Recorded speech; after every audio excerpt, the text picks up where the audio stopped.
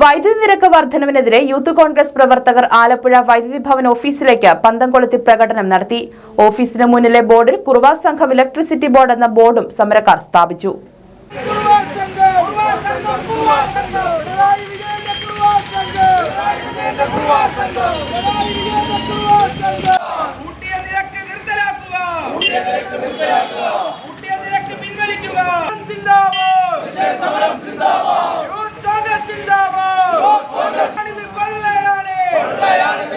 Youth Congress ജില്ലാ president MP Praveen പ്രതിഷേധ സമരം ഉദ്ഘാടനം ചെയ്തു. നിരക്ക് വർധന പിൻവലിച്ചില്ലെങ്കിൽ വൈദ്യുതി മന്ത്രിയെ പുറത്തിറങ്ങാൻ അനുവദിക്കില്ലെന്ന് അദ്ദേഹം പറഞ്ഞു. വൈദ്യുതി നയമാണ് കേരളത്തിലെ സർക്കാർ നടപ്പിലാക്കുന്നത്. ഞങ്ങളൊരു കാര്യം പറയാൻ ആഗ്രഹിക്കുന്നു. കേരള ഇലക്ട്രിസിറ്റി ബോർഡ് എന്നുള്ളത് കേരള കുറുവ ഇലക്ട്രിസിറ്റി ബോർഡായി കേരളത്തിലെ സർക്കാർ മാറിയിരിക്കുന്നു. ഇപ്പോൾ കേരളത്തിലെ മുഴുവൻ പുന്നപ്ര അടക്കമുള്ള പ്രദേശങ്ങളിൽ കുറുവ സംഘം മോഷണത്തിന് ഇറങ്ങിയിരിക്കുന്നത് പോലെ ഈ പാവപ്പെട്ട ജനങ്ങളെ പ്രളയവും കോവിഡും വന്ന് പണമടക്കം പിൻവലിച്ചുകൊണ്ട് 2000 രൂപ നോട്ട് 500 രൂപ നോട്ട് പിൻവലിച്ച ആ കച്ചവട സ്ഥാപനങ്ങളെയും ജനങ്ങളെയും വൻതോതിൽ ബാധിച്ച ഈ ഒരു വലിയ പ്രഹരം വീണ്ടും അതേ തരത്തിൽ തന്നെ വലിയൊരു തലയ്ക്ക് അടി കൊടുക്കുന്ന തരത്തിൽ കേരളത്തിലെ സർക്കാർ മാറിയിരിക്കുകയാണ്. ഇതൊരു കനത്ത ആഘാതമായി ജനങ്ങളെ കബളിപ്പിക്കുന്ന ഈ നടപടി അടിയന്തരമായി പിൻവലിച്ചില്ലെങ്കിൽ വരും ദിവസങ്ങളിൽ അതിശക്തമായ സമരം ഈ ഓഫീസിന് മുമ്പിലും കേരളത്തിലാകമാനം നടക്കും. വൈദ്യുതി മന്ത്രിക്ക് പുറത്തിറങ്ങാൻ കഴിയാത്ത സാഹചര്യം കേരളത്തിൽ യൂത്ത് കോൺഗ്രസ് സൃഷ്ടിക്കും. ഒരു കാരണവശാലും ഇത് അംഗീകരിക്കാൻ കഴിയില്ല. യൂത്ത് കോൺഗ്രസ് നിയോജക മണ്ഡലം പ്രസിഡന്റ് ഷാഹുൽ പുതിയപറമ്പിൽ അധ്യക്ഷനായിരുന്നു. സംസ്ഥാന സെക്രട്ടറി റഹീം വെറ്റക്കാരൻ, റജിമോൻ ഉണ്ണിത്താൻ, സരുൺ റോയ്, കോൺഗ്രസ് മണ്ഡലം പ്രസിഡന്റ് ഷിജു താഹ, മാർട്ടിൻ, ഷാജി ജമാൽ എന്നിവർ നേതൃത്വം നൽകി. മതദർശനങ്ങൾ സാഹോദര്യത്തിന്റേതാണെന്ന് പാണക്കാട് സാദിഖ് അലി ശിഹാബ് തങ്ങൾ. ചങ്ങനാശ്ശേരി പുത്തൂർപ്പള്ളി മുസ്ലിം ജമാഅത്തിന്റെ ആരമല മറിയം ജുമാ മസ്ജിദ് ഉദ്ഘാടനം ചെയ്ത് സംസാരിക്കുകയായിരുന്നു അദ്ദേഹം. മനുഷ്യത്വത്തിന്റെ പേരിൽ ദുരന്ത മുഖങ്ങളിൽ മുന്നിട്ടിറങ്ങുന്നത് കേരളത്തിന്റെ പ്രത്യേകതയാണെന്ന് സാദിഖ് അലി ശിഹാബ് തങ്ങൾ പറഞ്ഞു. ഹൈന്ദവ ക്രിസ്ത്യൻ ആരാധനാലയങ്ങളോട് അയൽപക്കം പങ്കിടുന്ന ആരമല മറിയം ജുമാ മസ്ജിദ് മതസൗഹാർദ്ദത്തിന്റെ പുതിയ അധ്യായം തുന്നിച്ചേർക്കുകയാണെന്നും അദ്ദേഹം അഭിപ്രായപ്പെട്ടു. ഖുർആൻ വളരെയേറെ പ്രകീർത്തിച്ചിട്ടുള്ള ഒരു വനിതയാണ്. ഖുർആന്റെ ഭാഷയിൽ, അല്ലാഹുവിന്റെ ഭാഷയിൽ ലോകത്തെ ഏറ്റവും ശ്രേഷ്ഠയായ വനിത, ഏറ്റവും പതിവ്രതയായിട്ടുള്ള വനിത എന്നാണ് പരിശുദ്ധ ഖുർആൻ മറിയം ബീവിയെ വിശേഷിപ്പിക്കുന്നത്. ചരിത്രം നമുക്കറിയാവുന്നല്ലോ. മറിയം ബീവിയുടെ ജീവിതകാലം, ഇസ്ലാമിൻ്റെ ഗർഭകാലം, മറിയം ബീവി വളരെയേറെ അത് പലരും പരിഹസിക്കപ്പെട്ടിരുന്ന സമയമാണ്. അവിടെയാണ് ഖുർആൻ പറയുന്നത് മറിയം ഏറ്റവും ശ്രേഷ്ഠയായ ലോകം കണ്ട ഏറ്റവും പതിവ്രതയായ സ്ത്രീ. അതാണ് മറിയം ബീവി എന്നെല്ലാം. സമ്മേളനത്തിൽ പുതൂർപ്പള്ളി ജമാഅത്ത് പ്രസിഡന്റ് ഹാജി PS മുഹമ്മദ് ബഷീർ അധ്യക്ഷനായിരുന്നു. ആരമല മറിയം ജുമാ മസ്ജിദ് നിർമ്മിച്ചു നൽകുന്നതിന്റെ രേഖ നെടുമ്പറമ്പിൽ NM നൌഷാദ് പുതൂർപ്പള്ളി മുസ്ലിം ജമാഅത്ത് പരിപാലന കമ്മിറ്റിക്ക് സമർപ്പിച്ചു. Doctor Geevarghese Mar Kurilos, communist Indian society അധ്യക്ഷൻ സ്വാമി ആത്മദാസ് YME, പാളയംപള്ളി ഇമാം ഡോക്ടർ VP സുഹൈബ് മൗലവി എന്നിവർ മുഖ്യപ്രഭാഷണം നടത്തി. Advocate Job Michael MLA, Mariyam Masjid chief ഇമാം Naufal Mannani, MH Haneefa, Madappally block panchayat president N Raju, ജില്ലാ പഞ്ചായത്ത് അംഗം മഞ്ജു സുജിത്, തൃക്കൊടിത്താനം പഞ്ചായത്ത് പ്രസിഡന്റ് സുവർണകുമാരി, പുതൂർപ്പള്ളി ചീഫ് ഇമാം ഡോക്ടർ അർഷദ് ഫലാഹി, SM ഫുവാദ് തുടങ്ങിയവർ സംസാരിച്ചു. കുട്ടനാടിന്റെ സമഗ്ര വികസനത്തിന് കാരണമാകുന്ന വിധത്തിൽ കൃഷിയും ടൂറിസവും കൂട്ടിയിണക്കിയുള്ള പദ്ധതികൾ വിഭാവനം ചെയ്യപ്പെടണമെന്ന് കേരള കോൺഗ്രസ് നേതാവും നെൽ കർഷക സംരക്ഷണ സമിതി രക്ഷാധികാരിയുമായ VJ ലാലി KCV ന്യൂസിന്റെ ചോദ്യോത്തര പരിപാടിയിൽ പങ്കെടുത്ത് സംസാരിക്കുമ്പോഴായിരുന്നു VJ ലാലി തന്റെ നിലപാട് വ്യക്തമാക്കിയത്. പ്രകൃതി മനോഹാരിത കൊണ്ടും ഉൽപ്പന്നങ്ങളുടെ സവിശേഷത കൊണ്ടും കേരളത്തിലെ ഏറ്റവും പ്രധാനപ്പെട്ട ഭൂപ്രദേശമാണ് കുട്ടനാടെന്ന് VJ ലാലി ചൂണ്ടിക്കാട്ടി.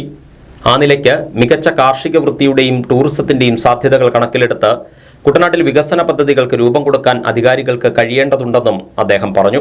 കുട്ടനാടിന്റെ വികസനം, കുട്ടനാട്ടിലെ നെൽകർഷകരുടെ പുരോഗതി എന്നിങ്ങനെ വിഷയങ്ങളെ വേർതിരിച്ചു കാണാൻ കഴിയുമോ എന്ന KCV ന്യൂസ് പ്രതിനിധിയുടെ ചോദ്യത്തിന് മറുപടി പറയുമ്പോഴായിരുന്നു VJ ലാലി തന്റെ നിലപാട് വ്യക്തമാക്കിയത്.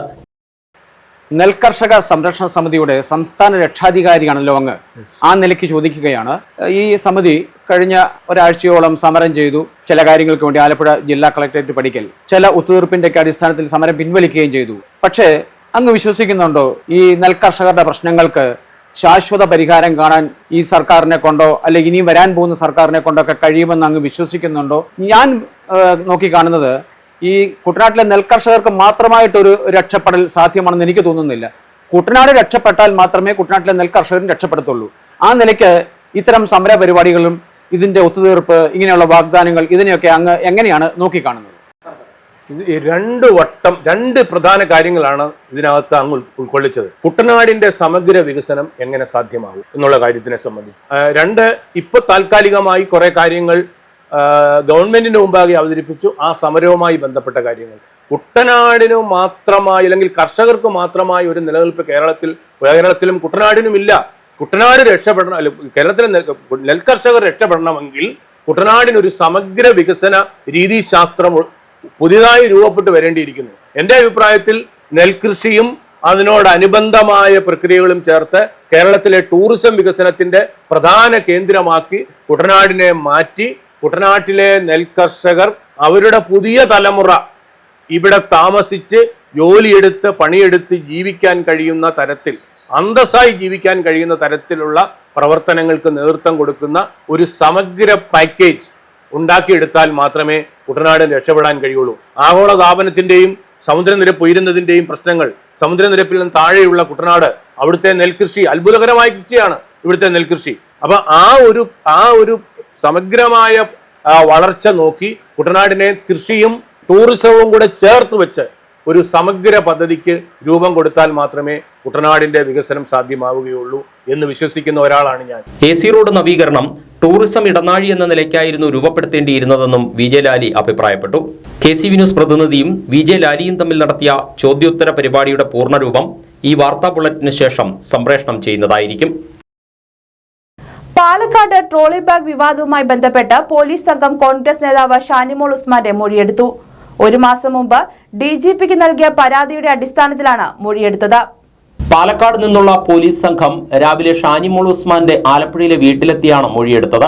കോൺഗ്രസ് വനിതാ നേതാക്കൾ താമസിച്ചിരുന്ന ഹോട്ടലിലെ മുറിയിലേക്ക് പോലീസ് അനധികൃതമായി കടന്നുകയറിയെന്ന് കാട്ടി നവംബർ 7-ന് DGPക്ക് നൽകിയ പരാതിയുടെ അടിസ്ഥാനത്തിലാണ് മൊഴിയെടുത്തത്. പോലീസിൽ വിശ്വാസമില്ല എന്ന് ഷാനിമോൾ ഉസ്മാൻ പറഞ്ഞു. അന്ന് നടന്നത് തെരഞ്ഞെടുപ്പ് പാതിരാ നാടകമാണ്. പൊതുപ്രവർത്തക എന്ന നിലയിലും സ്ത്രീ എന്ന നിലയിലും അപമാനിക്കപ്പെട്ടു. വിഷയത്തിൽ നിയമ നടപടികളുമായി മുന്നോട്ടു പോകുമെന്നും ഷാനിമോൾ ഉസ്മാൻ വ്യക്തമാക്കി. ഞങ്ങളുടെ മുറിയിൽ വളരെ വിശദമായ ഒരു മനുഷ്യാവകാശ ലംഘനം തന്നെ നടത്തിയിട്ടുള്ള അവിടുത്തെ പരിശോധനയ്ക്ക് ശേഷം ഒന്നും ലഭിച്ചില്ല എന്നുള്ള റിപ്പോർട്ടാണ് അവർ നൽകിയിരുന്നത്. പക്ഷേ അത് പോലീസിന്റെ ഭാഗം ഞങ്ങളെ സംബന്ധിച്ച് കേരളത്തിലെ പൊതുജനങ്ങളുടെ മുന്നിൽ, പൊതുജന മനസാക്ഷിയുടെ മുന്നിൽ കുറച്ചു നേരമെങ്കിലും കള്ളപ്പണം സൂക്ഷിച്ചവരായിട്ട് കൊണ്ടുവരുന്നതിന് വേണ്ടി നടത്തിയിട്ടുള്ള ആ നിലപാടിനെ ഒരു കാരണവശാലും ക്ഷമിച്ച് മുന്നോട്ട് പോകാൻ കഴിയില്ല.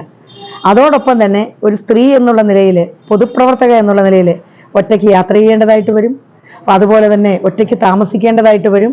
ഇത്തരം കാര്യങ്ങളെ ഒക്കെ തന്നെ ചോദ്യം ചെയ്യുന്ന രീതിയിൽ അപമാനപ്പെടുത്തുന്നതിന് വേണ്ടി നടത്തിയിട്ടുള്ള ബോധപൂർവമായിട്ടുള്ള പരിശ്രമം ഇവിടെ ഉണ്ടാക്കിയത് വ്യവസ്ഥിതിയാണ്, പോലീസാണ്. പോലീസിന് ഇതിനെ സംബന്ധിച്ചിട്ടുള്ള നിർദ്ദേശം നൽകിയത് ആരാണെന്ന് ഞങ്ങൾ പലതവണ ചോദിച്ചു. മന്ത്രി രാജേഷിനോട് വാർത്താ സമ്മേളനത്തിൽ നിങ്ങളിൽ പലരും ചോദിച്ചു. പക്ഷെ അതിന് മറുപടി പറയാൻ തയ്യാറായിട്ടില്ല. ഒരു വ്യക്തി എന്നുള്ള നിലയിൽ, ഒരു സ്ത്രീ എന്നുള്ള നിലയിൽ എൻ്റെ സ്വത്വബോധത്തെ ചോദ്യം ചെയ്ത ആ നിലപാടിൽ ഞങ്ങൾക്ക് വെള്ളം ചേർത്ത് പോകാൻ കഴിയില്ല. കൃത്യമായിട്ടുള്ള നിയമ നടപടിയുമായി തന്നെ ഞങ്ങൾ മുന്നോട്ട് പോകും. മാന്നാർ ജയന്തി വധക്കേസിൽ ഭർത്താവ് കുട്ടിക്കൃഷ്ണന് വധശിക്ഷ വിധിച്ച് മാവേലിക്കര അഡീഷണൽ ജില്ലാ സെഷൻസ് കോടതി. മൃതദേഹത്തോടുള്ള അനാദരവിന് 1 വർഷം കഠിന തടവും ശിക്ഷ വിധിച്ചിട്ടുണ്ട്.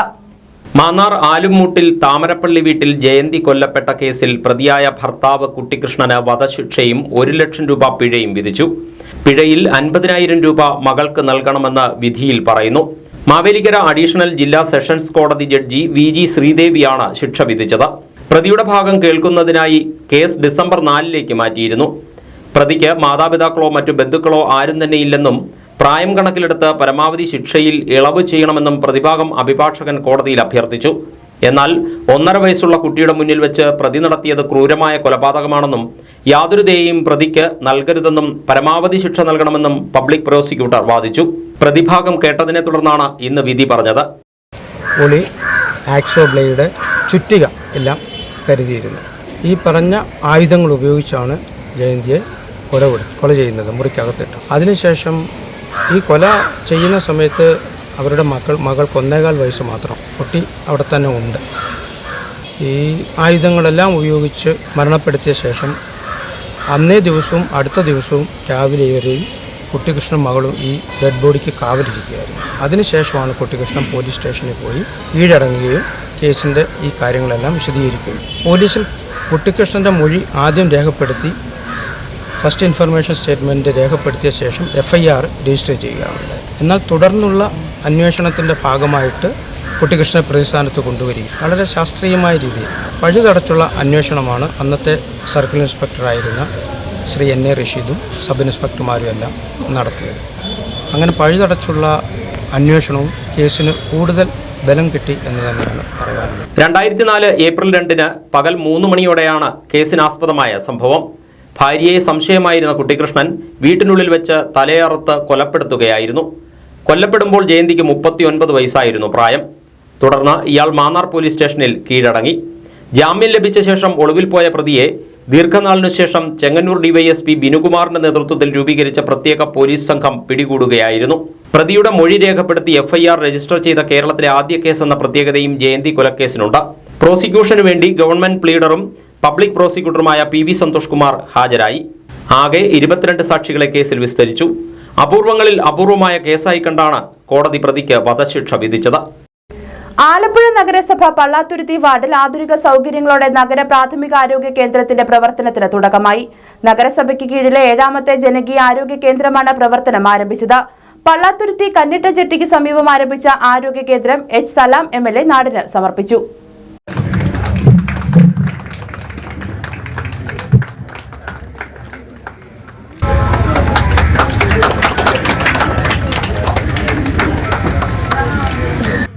കേരളത്തിലെ പ്രധാനപ്പെട്ട സ്വകാര്യ ആശുപത്രികൾ അതിൽ ഉടമസ്ഥന്മാരുടെ പേര് പലക്കെ നമ്മൾ അന്വേഷിച്ചാൽ നമുക്ക് മനസ്സിലാവും.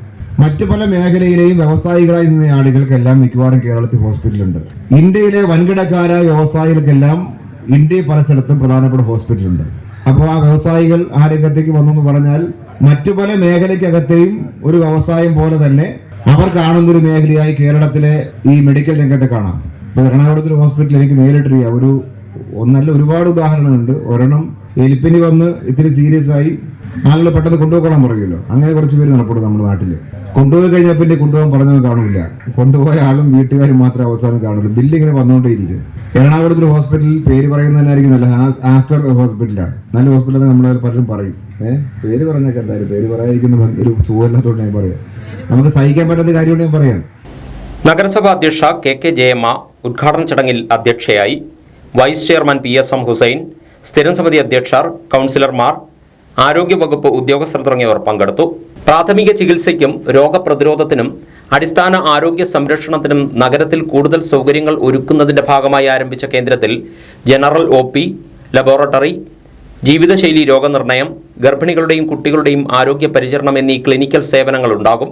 രോഗവിവരത്തിന്റെ അടിസ്ഥാനത്തിൽ സ്പെഷ്യലൈസ്ഡ് ഡോക്ടറുമായി ടെലികമ്മ്യൂണിക്കേഷൻ സൗകര്യം, ഗുരുതര രോഗങ്ങൾ മുൻകൂട്ടി കണ്ടുപിടിച്ച് തുടർ ചികിത്സാ നിർദ്ദേശങ്ങളും റഫറൽ സേവനങ്ങൾക്കും പുറമെ ഗർഭകാല പരിചരണ സേവനങ്ങളും കേന്ദ്രത്തിൽ ലഭ്യമാകും. പകൽ 1 മുതൽ 7 വരെയാണ് OP സമയം. ഒരു doctor, staff nurse, supporting staff, pharmacist, ആരോഗ്യ പ്രവർത്തകർ, ആശാ വർക്കർ എന്നിവരുടെ സേവനമാണ് തുടക്കത്തിലുള്ളത്. പള്ളാത്തുരുത്തി വാർഡിനു പുറമെ കിടങ്ങാമ്പറമ്പ്, ഇരവുകാട്, വലിയമരം, പവർ ഹൗസ്, വഴിച്ചേരി, പൂന്തോപ്പ് എന്നിവിടങ്ങളിലും ആരോഗ്യ കേന്ദ്രങ്ങൾ പ്രവർത്തനം ആരംഭിച്ചു. ചങ്ങനാശ്ശേരി അതിരൂപതാംഗമായ ആർച്ച് ബിഷപ്പ് മാർ ജോർജ് കൂവക്കാട്ട് റോമിൽ കർദിനാൾ പദവിയിലേക്ക് ഉയർത്തപ്പെട്ടതിന്റെ സന്തോഷം ജന്മനാട്ടിലും അലയടിച്ചു. സന്തോഷ സൂചകമായി അതിരൂപത ആസ്ഥാനത്ത് മധുരപലഹാരങ്ങൾ വിതരണം ചെയ്തായിരുന്നു ആഘോഷം. വികാരി ജനറൽ ഫാദർ ഡോക്ടർ മാത്യു ചങ്ങങ്കരിയുടെ നേതൃത്വത്തിൽ വിശ്വാസികൾക്ക് മധുരം വിതരണം നടത്തി അനുമോദന ചടങ്ങ് ഉദ്ഘാടനം ചെയ്തു. സമയത്ത് നമ്മുടെ ചങ്ങനാശ്ശേരി അതിരൂപതാ കേന്ദ്രത്തിന്റെ സമീപം ഒരുമിച്ച് കൂടി ഈ സന്തോഷം നമ്മളും പങ്കിടുകയാണ്. ഈ അവസരത്തിൽ ഇവിടെ വന്നിരിക്കുന്ന എല്ലാവരോടുമുള്ള അഗൈതവുമായിട്ടുള്ള നന്ദി നമ്മൾ അറിയിക്കുന്നു. സഭയോടുള്ള കൂറും സ്നേഹവുമാണ് നമ്മളിതിലൂടെ വെളിവാക്കുന്നത്. ഈ അവസരത്തിൽ സഭയോട് ചേർന്ന് നിന്നുകൊണ്ട്, ആഗോള കത്തോലിക്ക സഭയോട് ചേർന്നുകൊണ്ട് ഈ പ്രാദേശിക സഭയും അഭിമാനിക്കുന്ന ഈ സന്ദർഭത്തിൽ നമ്മളുടെ എല്ലാവരുടെയും പേരിലുള്ള അനുമോദനം അഭിമന്യ പിതാവിന് നേർന്നുകൊണ്ട് ഞാൻ എൻ്റെ വാക്കുകൾ സംസാരിക്കുന്നു. അതിരൂപത പബ്ലിക് റിലേഷൻസ് ജാഗ്രതാവേദി director father James Kokkavayal, AKCC director father Sebastian Chamakkala, municipal vice chairman Mathews George, German Malayali association Indian coordinator KF Varghese, മുൻ block panchayat president VJ Lali, Mother Teresa foundation chairman Lali Elappunkal, pastoral council Changanassery Forane secretary Saibi Akkara, CB Parackal, Joshi Kollapuram, merchant association president Johnson Planthottam തുടങ്ങിയവർ സംസാരിച്ചു.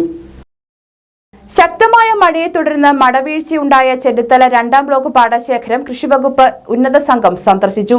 കൃഷിനാശം സംഭവിച്ചവർക്ക് പകരം കൃഷി ചെയ്യുന്നതിനായി നെൽവിത്ത് എത്രയും വേഗം വിതരണം ചെയ്യുമെന്ന് സംഘം അറിയിച്ചു.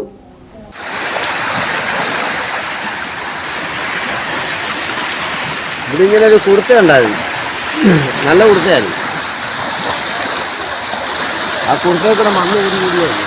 നമ്മളെല്ലാം നടന്നു കഴിഞ്ഞിട്ട് ശക്തമായ മഴയിൽ അച്ചൻകോവിലാറ്റിൽ ജലനിരപ്പ് ഉയർന്നതിനെ തുടർന്ന് തൊട്ടടുത്ത പാടശേഖരങ്ങളിലേക്ക് വെള്ളത്തിന്റെ തള്ളലുണ്ടായതോടെ ചെന്നിത്തല 2, 5, 8, 9 ബ്ലോക്ക് പാടശേഖരങ്ങളിലാണ് മടവീഴ്ച സംഭവിച്ചത്. വിവിധ പാടങ്ങളിലെ വിത വെള്ളത്തിൽ മുങ്ങി നശിച്ചതുമൂലം ലക്ഷങ്ങളുടെ നഷ്ടമായിരുന്നു നെൽകർഷകർക്കുണ്ടായത്. അച്ചൻകോവിലാറ്റിൽ നിന്ന് അധികമായി ഉണ്ടാകുന്ന ഒഴുക്കിനെ തടസ്സപ്പെടുത്തി കരിപ്പുഴത്തോട്ടിൽ ഇറിഗേഷൻ വകുപ്പ് നിർമ്മിച്ചിരിക്കുന്ന തടയണയാണ് ഇവിടേക്ക് അധികമായി കിഴക്കൻ വെള്ളം എത്താനുള്ള കാരണമെന്ന് അപ്പർ കുട്ടനാട് സ്വതന്ത്ര നെൽകർഷക കൂട്ടായ്മ ആരോപിച്ചിരുന്നു. ഇതിന്റെ അടിസ്ഥാനത്തിൽ കരിപ്പുഴത്തോട്ടിലെ തടയണയും സന്ദർശിച്ചാണ് സംഘം മടങ്ങിയത്. കൃഷിവകുപ്പ് അഡീഷണൽ ഡയറക്ടർ മീന, ആലപ്പുഴ ജില്ലാ കൃഷി ഓഫീസർ അമ്പിളി, കൃഷി ഡെപ്യൂട്ടി ഡയറക്ടർ സിന്ധു, മാവേലിക്കര കൃഷി അസിസ്റ്റന്റ് ഡയറക്ടർ ലേഖ മോഹൻ, ചെന്നിത്തല ഗ്രാമപഞ്ചായത്ത് president Vijayamma Philendran, vice president Ravikumar കോമന്റേത്ത്, ഗ്രാമപഞ്ചായത്ത് അംഗം ഗോപൻ ചെന്നിത്തല, കൃഷി ഓഫീസർ ചാൾസ് ഐസക് ഡാനിയൽ, പാടശേഖര സമിതി ഭാരവാഹികൾ എന്നിവരുൾപ്പെട്ട സംഘമാണ് സന്ദർശനം നടത്തിയത്. Mobile phone retailers association Mannar unit കമ്മിറ്റിയുടെ നേതൃത്വത്തിൽ ചെന്നിത്തല പഞ്ചായത്ത് ഓഫീസിലേക്ക് പ്രതിഷേധ മാർച്ചും ധർണയും നടത്തി. പ്ലാസ്റ്റിക് മാലിന്യത്തിന്റെ പേരിൽ ചെന്നിത്തല കോട്ടമുറിയിലെ മൊബൈൽ ഫോൺ വ്യാപാരിയിൽ നിന്നും പിഴ ഈടാക്കിയ സംഭവത്തിലായിരുന്നു പ്രതിഷേധം.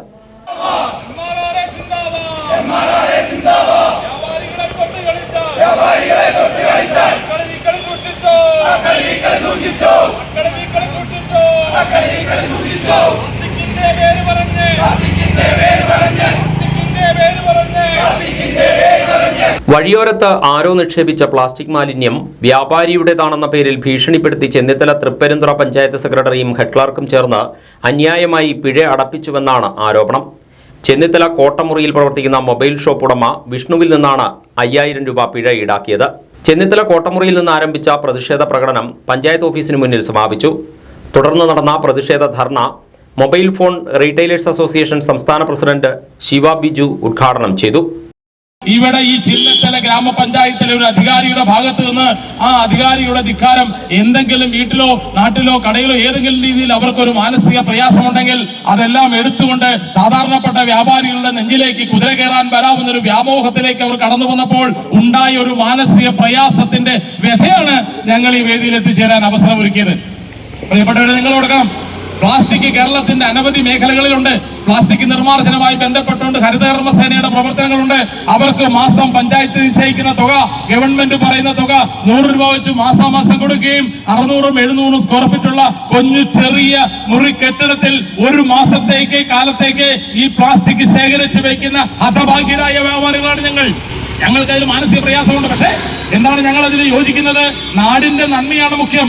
നാടിന്റെ നന്മ കാക്കുവാൻ കേരളത്തിന്റെ സർക്കാർ തയ്യാറെടുക്കുമ്പോൾ ആ സർക്കാർ എടുക്കുന്ന തീരുമാനങ്ങൾ അക്ഷരം പ്രതി അനുസരിക്കാൻ ഈ കേരളത്തിലെ വ്യാപാര സമൂഹം തയ്യാറാണെന്ന്. പ്രതിഷേധ യോഗത്തിൽ ആലപ്പുഴ ജില്ലാ പ്രസിഡന്റ് ശിവജി അറ്റ്ലസ് അധ്യക്ഷനായിരുന്നു. സംസ്ഥാന ട്രഷറർ നൌഷാദ് പനച്ചമൂട്ടിൽ, ജില്ലാ general secretary Muhammad Faisal, treasurer Shibu Vinayaka, secretary Aju Anand, സംസ്ഥാന കമ്മിറ്റി അംഗങ്ങൾ തുടങ്ങിയവർ സംസാരിച്ചു. ശ്രീ ഹരിഹരപുത്ര ധർമ്മ പരിപാലന സഭ ട്രസ്റ്റിന്റെ ആഭിമുഖ്യത്തിൽ മുട്ടാർ പഞ്ചായത്തിലെ കർഷകരെ ആദരിച്ചു. പരുത്തിക്കാട്ടുശ്ശേരി പാടശേഖരത്തിലെ കർഷകർക്കാണ് അയ്യപ്പ ജ്യോതി പുരസ്കാരം സമ്മാനിച്ചത്.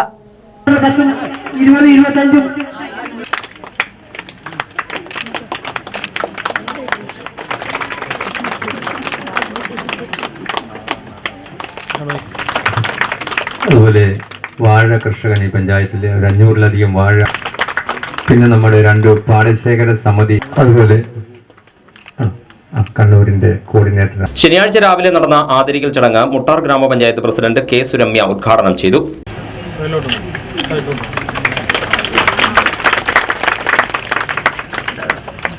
ഹരിഹരപുത്ര ചാരിറ്റബിൾ ട്രസ്റ്റിനോട് നന്ദി രേഖപ്പെടുത്തുകയാണ്. കാരണം ഞാനിപ്പോൾ പറഞ്ഞു, നമ്മുടെ പഞ്ചായത്ത് ഏറ്റവും സാമ്പത്തികമായിട്ട് പിന്നോക്കം നിൽക്കുന്ന ഒരു പഞ്ചായത്താണ്. ആ പഞ്ചായത്തിൽ നമ്മുടെ പരുത്തിക്കാട് പാടശേഖരത്തെ നമ്മുടെ ഈ ഒരു ഇതിലേക്ക് സെലക്ട് ചെയ്യുകയും നമുക്ക് അതിന് വേണ്ടുന്ന സജ്ജീകരണങ്ങളും സംവിധാനങ്ങളും ഒക്കെ ഒരുക്കി തന്ന നമ്മുടെ ചാരിറ്റബിൾ ട്രസ്റ്റിനോട് നമ്മുടെ പഞ്ചായത്തിൻ്റെയും അതുപോലെ തന്നെ ഭരണസമിതിയുടെയും പേരിൽ നന്ദി രേഖപ്പെടുത്തുകയാണ്. പ്രിയപ്പെട്ടവരെ, നമുക്കൊക്കെ അറിയാം, നമ്മുടെ കുട്ടനാടിനെ സംബന്ധിച്ചിടത്തോളം നമ്മൾ കൃഷിയാണ് നമ്മുടെ ജീവിത മാർഗമെന്ന് പറയുന്നത്.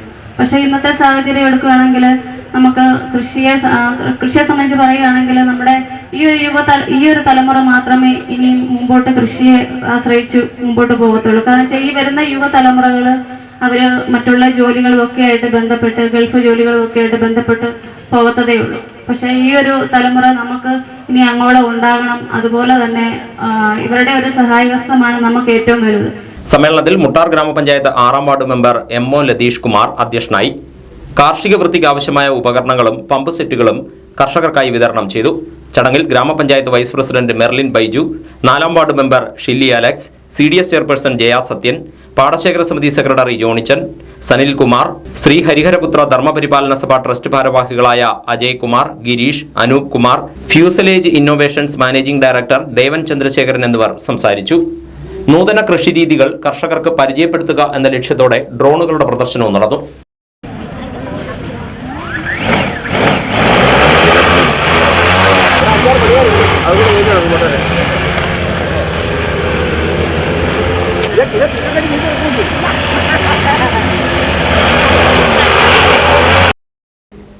കുട്ടനാട്ടിലെ മങ്കൊമ്പ് മുത്തൂറ്റുവാക്കൽ ലക്ഷ്മി വിനായക ക്ഷേത്രത്തിൽ മഹാഗണപതി സത്രം നടത്തുമെന്ന് ഭാരവാഹികൾ വാർത്താ സമ്മേളനത്തിൽ അറിയിച്ചു. സംസ്ഥാനത്ത് അപൂർവം ക്ഷേത്രങ്ങളിൽ മാത്രം നടന്നിട്ടുള്ള മഹാഗണപതി സത്രം ജനുവരി 14 മുതൽ 20 വരെയാകും നടക്കുക. ഗണപതി ഉപാസകരായ താന്ത്രിക പ്രമുഖരുടെ കാർമ്മികത്വത്തിൽ 7 ദിവസവും 108 നാളികേരത്തിന്റെ അഷ്ടദ്രവ്യ മഹാഗണപതി ഹോമം, ഗണേശ പുരാണ പാരായണം, വിവിധ പൂജകൾ, ആധ്യാത്മിക പ്രഭാഷണങ്ങൾ, ക്ഷേത്രകലകളുടെ അവതരണം എന്നിവയാണ് സത്രദിനങ്ങളിലെ പ്രധാന ചടങ്ങുകൾ. പണ്ഡിതന്മാർ പങ്കെടുക്കുന്ന വിദ്വത് സംഗമങ്ങൾ, സാംസ്കാരിക സമ്മേളനങ്ങൾ എന്നിവയും ഉണ്ടായിരിക്കും. കുട്ടനാടിന്റെ സാംസ്കാരിക പെരുമയും ആധ്യാത്മികതയും വിളംബരം ചെയ്യുന്ന വർണ്ണാഭമായ ഘോഷയാത്രയോടെയായിരിക്കും മഹാഗണപതി സത്രം ആരംഭിക്കുക. ക്ഷേത്രതന്ത്രി പുതുമന ദാമോദരൻ നമ്പൂതിരി, മള്ളിയൂർ പരമേശ്വരൻ നമ്പൂതിരി, സൂര്യകാലടിമന പരമേശ്വരൻ നമ്പൂതിരി എന്നിവർ പങ്കെടുക്കും. പ്രമുഖ ഭാഗവത ആചാര്യനും പ്രഭാഷകനുമായ കോഴിക്കോട് മൊളേരി രഞ്ജിത്ത് നമ്പൂതിരിയുടെ നേതൃത്വത്തിലാവും മഹാഗണപതി സത്രം നടക്കുകയെന്നും സംഘാടകർ അറിയിച്ചു. സംസ്ഥാനത്ത് അപൂർവ ക്ഷേത്രങ്ങളിൽ മാത്രം നടന്നിട്ടുള്ള മഹാഗണപതി സത്രം മങ്കൊമ്പ് മുത്തൂറ്റുവാക്കൽ ലക്ഷ്മി വിനായക ക്ഷേത്രത്തിൽ ഇത് 2ാം തവണയാണ് നടക്കുന്നത്.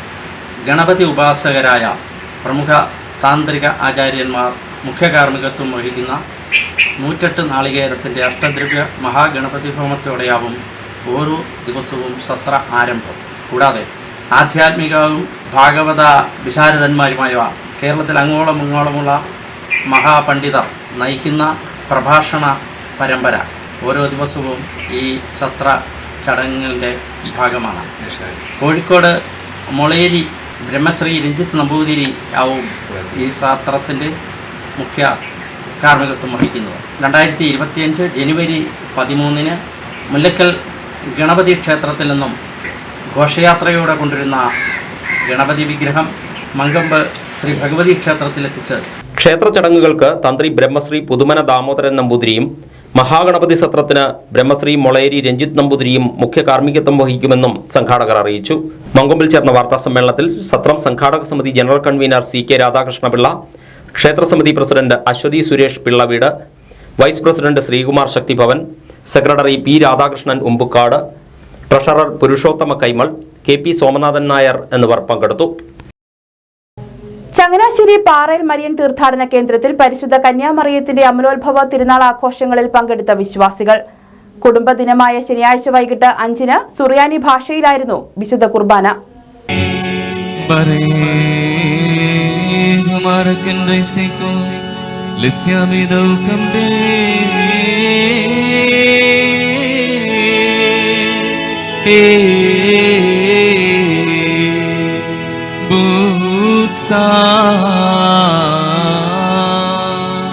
Mariana Hafael Sana, Anganya കുടുംബദിനമായ ശനിയാഴ്ച പുലർച്ചെ 5:15 തിരുസ്വരൂപം എഴുന്നള്ളിച്ചു വെച്ചതോടെ പള്ളിയിൽ കർമ്മങ്ങൾ ആരംഭിച്ചു. 5:30 രാവിലെ 7:15 11:30 ഉച്ചകഴിഞ്ഞ് 2:30 വൈകിട്ട് 5 പരിശുദ്ധ കുർബാന അർപ്പിച്ചു. 6:15 കുരിശടിയിലേക്ക് പ്രദക്ഷിണം. ഉച്ചകഴിഞ്ഞ് 3:30 മുതലുള്ള ചടങ്ങുകൾ KCV 32 നമ്പർ സ്മാർട്ട് ചാനലിലും കുട്ടനാട് കേബിൾ വിഷൻ എന്ന യൂട്യൂബ് ചാനലിലും തത്സമയം സംപ്രേഷണം ചെയ്തിരുന്നു. പ്രധാന തിരുനാൾ ദിനമായ ഡിസംബർ 8 ഞായറാഴ്ച രാവിലെ 7 മുതൽ രാത്രി 9 വരെയുള്ള തിരുക്കർമ്മങ്ങളുടെ ദൃശ്യങ്ങളും തത്സമയം KCV ന്യൂസ് പ്രേക്ഷകരിലേക്ക് എത്തിക്കും. കുട്ടനാട്ടിലെ പ്രസിദ്ധമായ കണ്ടങ്കരിക്കാവ് ദേവീക്ഷേത്രത്തിലെ തിരുവുത്സവത്തിന് കൊടികയറി. ശനിയാഴ്ച രാവിലെ 9:30 10:30 മധ്യയായിരുന്നു തൃക്കൊടിയേറ്റ്.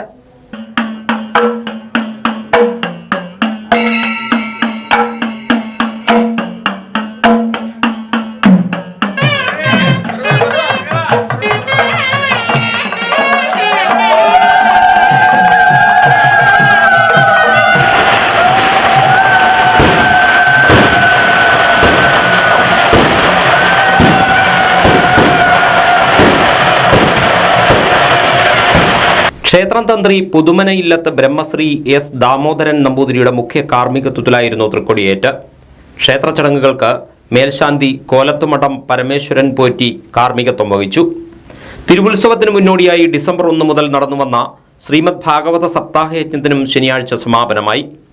ഡിസംബർ 14 തിരു ആറാട്ടോടെ ഉത്സവാഘോഷങ്ങൾക്ക് സമാപനം കുറിച്ച് കൊടിയിറങ്ങും.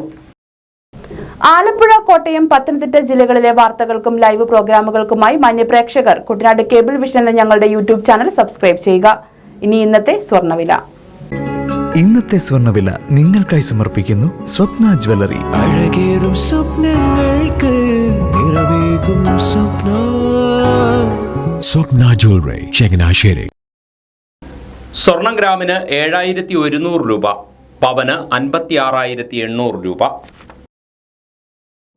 വാർത്തകൾ പൂർണ്ണമാകുന്നു. നമസ്കാരം.